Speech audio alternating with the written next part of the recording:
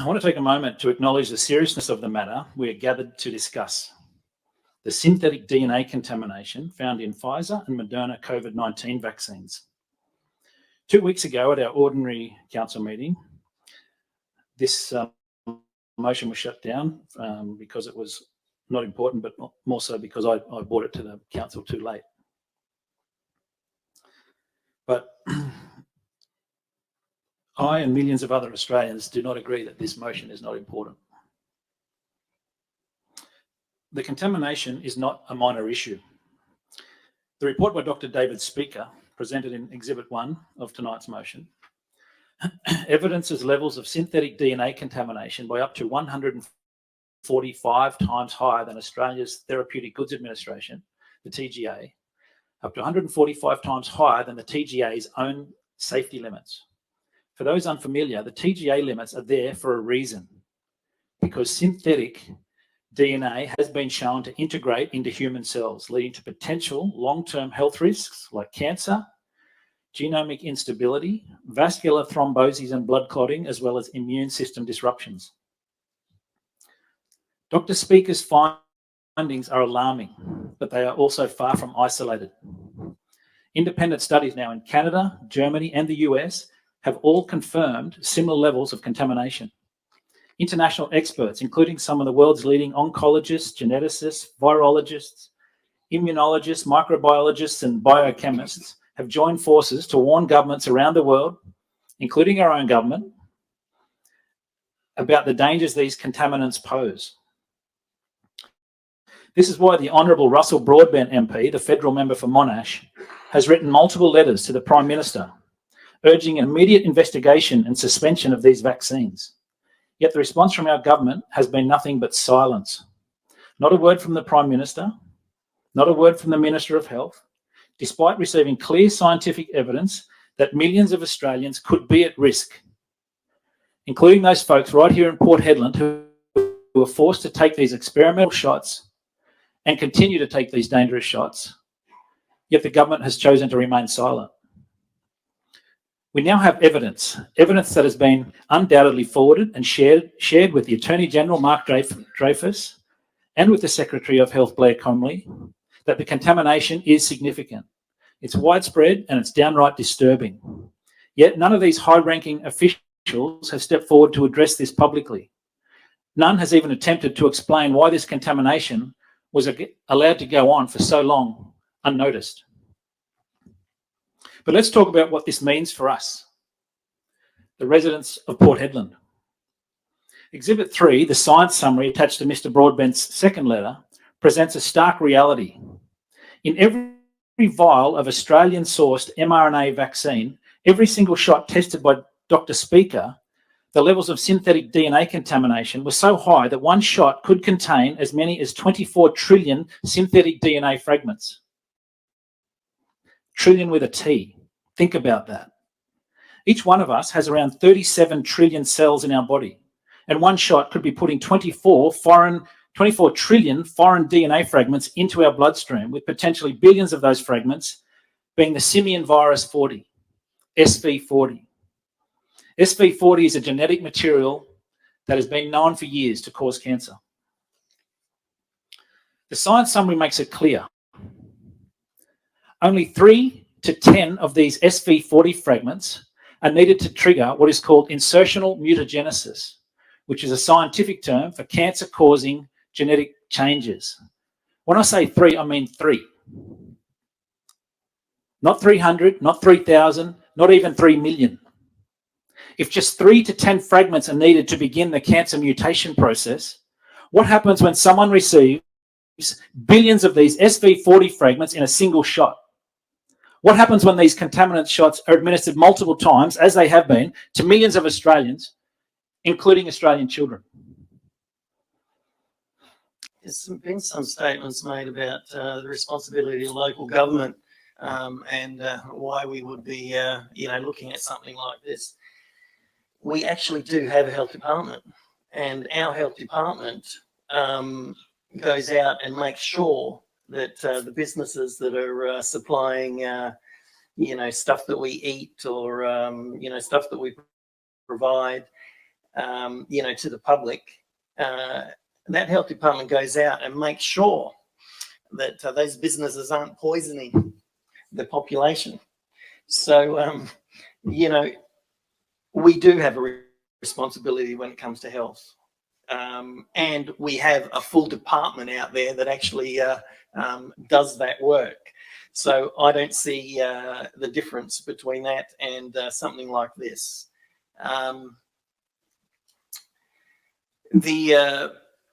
Now, I definitely support this motion. Now, before I go on, there's a lot of stuff in the media about the old tinfoil hat people and the bloody the anti-vaxxers and all of that sort of stuff. This is not about that. All right. I took the vaccine. It was my decision. I've said it many times before. Okay. I took it because the advice from the government, we were told that was expert advice, and that it was safe. And yet we were going to die. Now, you've heard that many times. If we didn't take that vaccine, I took the vaccine. All right. So don't call me an anti-vaxxer. I want to know the truth. So I definitely support this motion based on what I've read and seen over the past 4 years. The health issues that I've been told about by many Headland people since, receiving these vaccines mirrors, a huge amount of stories that you see on the internet of many Australians who were assured that these products were rigorously tested and safe for public use. Now, I think that the evidence is emerging. It's quite clear. I've been watching a lot of videos in the US Senate where senators are talking about this stuff. And, it's quite clear to them, and they are, quite well-respected people, that there's issues with this stuff. So I think this presents a real and undeniable threat to public health. The contamination has been extensively documented by the report, Dr. David Schneider's report, as well as other international experts, but we still get no response from our federal authorities, and I find that quite alarming. These vaccines were pushed onto us in Headland. And it's a lot of people would know that 60 to 80% of people in Headland didn't want to take the vaccine. And the reasons they took it is because they didn't have a job if they didn't take it. So a lot of people were pushed into taking it. Now, when you have a look at the letter that's been presented to the PM, the letter states that from one of the world leading medical practitioners and scientific medical researchers, that there is compelling evidence synthetic foreign DNA can get into human cells. And we just watched a video that, that states that as well. Potentially leading to geonomic instability, cancers, immune system disruptions, and adverse future effects on your body. Now, my advice to the government and to health, this is state and federal, is to get into the lab and do the tests. Do the science to support or dismiss these claims.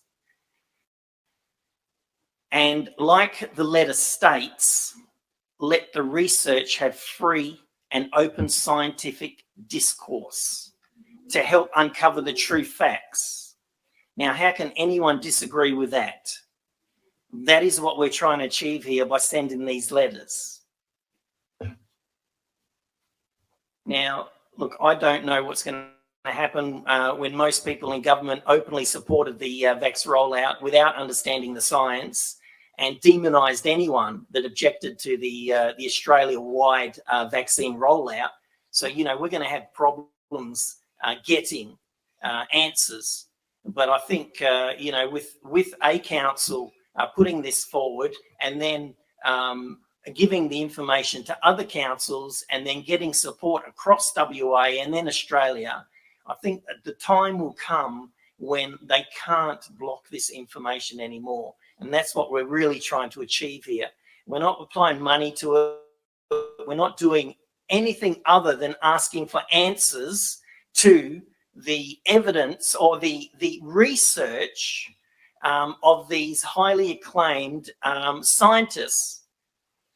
And that's what we've been told for the last 4 or 5 years. That's what the government has said. All of the stuff they told us is that they said it's backed by scientific research. Well, we've got scientific research here now that says the opposite to what we've been told.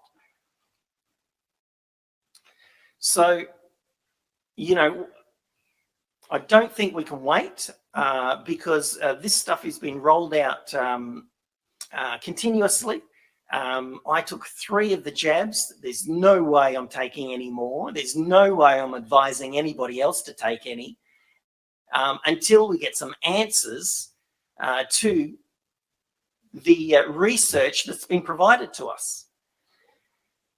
Now,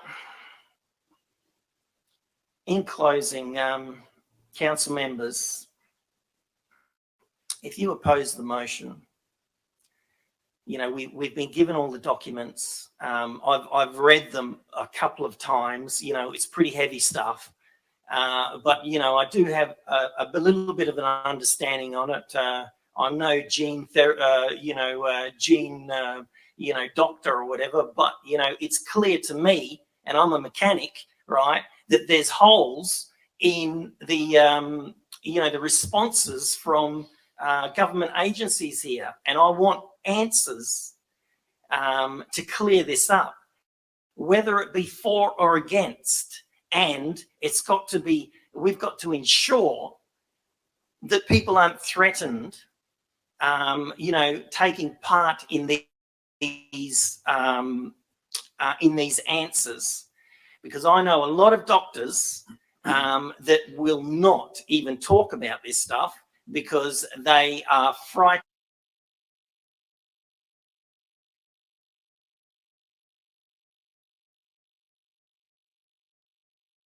That is not finding out answers in, for medical research. So if you oppose this motion, in your argument, tell me, you know, the reasons you disagree with world-renowned medical experts on their research presented tonight, and tell me why we should not ask for questions.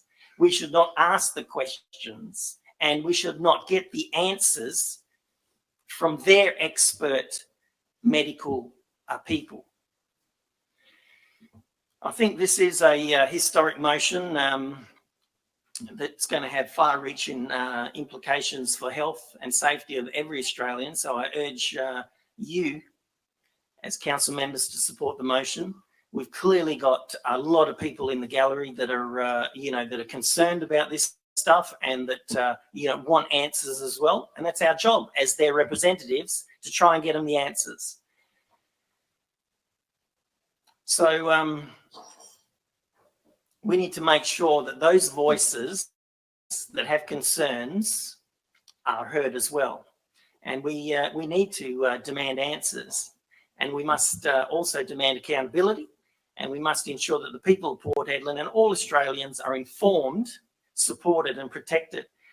There's a lot more that I could say about this, but just remember this motion is about informing other local governments with the research that we've got and getting answers to the new expert findings. How can we say no to that? That's all I have. Thanks. I agree in principle with the recommendation and accept as is. I feel very concerned regarding the present proposal for the use of this Pfizer vaccine due to the present research that we've been given tonight. And also, as experience in the medical field, that over the past 18 months, it has been quite apparent of the increase of stage 3 and 4 cancers, where people are diagnosed and are usually gone within 4 to 6 weeks, which is quite gut-wrenching when you're a nurse and you actually have to go through with these families through what they have to go through. The present that this research is, I consider that I consider and comment at this special meeting. I just feel that in the position as being a nurse for over 47 years now, that within the last 2 years there's actually been a very significant rise in cancers, AF, which is called atrial fibrillation post having COVID, vaccines, also with pericarditis and myocarditis, also with other medical issues with bleedings and cancers. So I am going to be for the motion, as it's actually been quite significant the last 18 months. Thank you. Thank you, Councillor. So I'm not going to fight against it and stand in the way of it, because I'm not that hell-bent on it. As I said, I've got some concerns, but is that worth going against everybody in this room and what people want, and people that do feel so passionately about it? Just because I don't doesn't mean that nobody else should. So on that case, I will be voting for it. So thank you.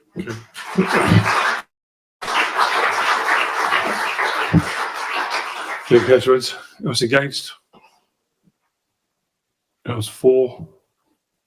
Yes, Deputy. As always, thanks everybody for the debate, but especially thanks to everyone that took the time again to come out here. For those that shared their personal stories, again, it takes a lot of spirit and a lot of personal will to be able to come out and open yourself up and be vulnerable in this situation. So massive thanks. It goes without saying, this sort of motion doesn't just happen overnight. So first, before I do start my debate, I wanted to recognise and commend, I guess, Councillor McRae for the efforts put into this.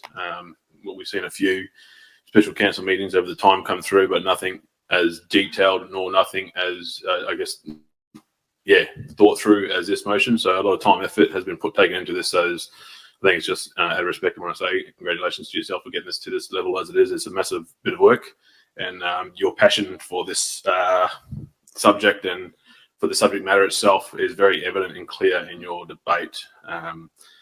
So for my debate, again, I'm a very simple human being with not very great education, but there's a certain few levels that I'd like to touch on here, where so some areas of council's concerns where they say and they question, you know, is this a council business? Is this council area to get involved in? And I guess the biggest thing I can try and send the message to those who feel that way, it's to understand that we are here to respond and represent to our community. But furthermore, we need to be present when a subject matter or when a service in this town fails. There's so many motions that have come past this table, and I've been privileged to be here for 3 years, and in that 3-year period, I've seen this council tackle housing. I've seen this council tackle so many different avenues that are a state or a federal government remit. Yet we come to the party because, again, it's the right thing to do. So I'm definitely not going to try and debate and articulate as well as yourself, Councillor McRae, the scientific measures behind some of these debates. I'll do it a disservice. So I guess I'll talk directly to the motion and the reasons as to why I'm supportive of this motion tonight. I honestly believe that the motion holds, I guess, alignments to the principles of scientific debate. It allows for the opportunity for both sides of this argument to be brought to the table. Councillor McRae has it himself. It's several letters to be issued to different broad spectrums of our community, whether it be the health professionals themselves or whether it be the people that represent us in the state and the federal levels. I I also believe that the motion itself will bring forward the conversation around transparency of all what's been brought forward tonight. It's from what I've heard, and especially the people talking tonight, we see that this conversation will be had over, I'm assuming, decades, when the truth does finally come out around the real health ramifications and the issues that are created by the injections that were brought forward. Personally, I don't see a massive issue with asking our fellow, and I say fellow, government people in the state and the federal levels to provide the research, provide the responses back that people are asking for. And if it stacks up, it stacks up. If it doesn't, I don't know what else we can do. But I think what we should do is here, at least at the bare minimum, is send through these letters, ask for that advice and ask for that information that supports those positions that they're going to make and that they're going to stand. So outside of that, I'm just going to leave it very short, hopefully, and leave it at that. So thanks very much for the time, guys. Okay, thank you, Deputy Mayor. Councillor McRae, listen up, please.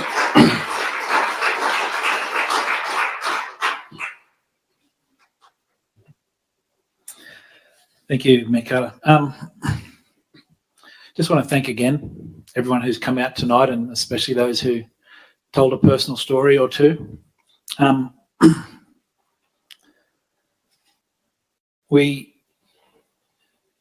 think what was mentioned by pretty much everyone here tonight, Councillor Blanco, Rance, Christensen and Butson, sure, health is not in the remit of local government, but looking after our people most certainly is.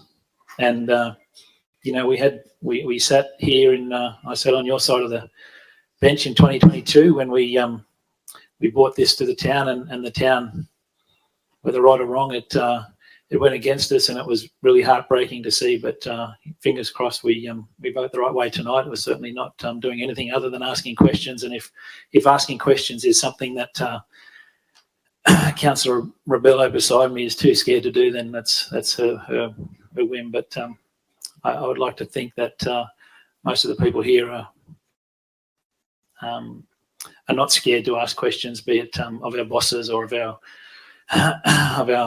state governments or federal governments.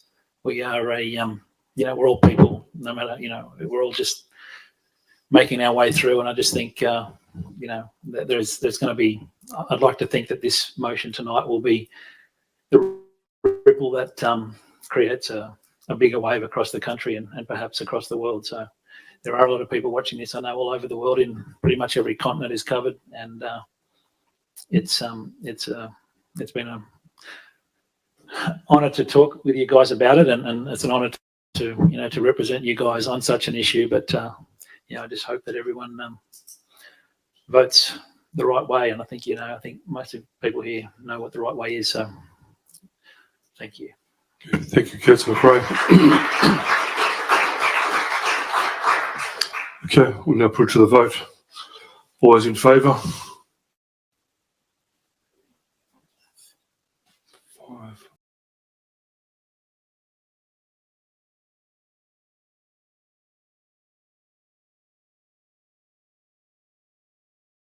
Thank you for watching Health Bulletin. Don't forget to subscribe for more updates on global health and science.